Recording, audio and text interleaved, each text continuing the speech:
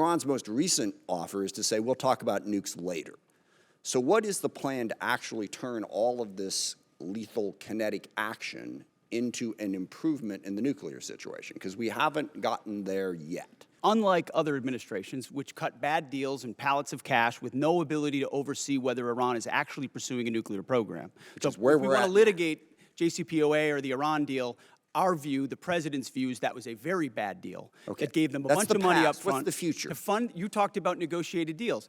Allowed them to fund their proxies and spread Hamas and Hezbollah all around the region, build up nuclear capabilities. That's great. What are we going to do now? President Trump has been clear-eyed, from the killing of Qasem Soleimani to the pulling out of the Iran deal to Midnight Hammer and now to this effort to recognize that you have to stare down this kind of enemy who's hell-bent on getting a nuclear weapon and get them to a point where they're at the table giving it up in a way that ensures they never have it. So they haven't broken yet.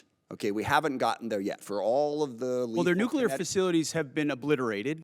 Underground, they're buried, and we're watching them 24/7. So we know where any nuclear material reclaiming might be. my time for we're just watching a quick it. second here. We had to start this war, you just said, 60 days ago, because the nuclear weapon was an imminent threat.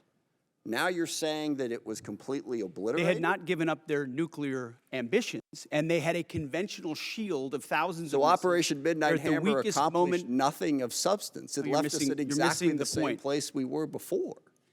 So much so that their facilities we had to start were bombed a war. and obliterated. Their ambitions continued.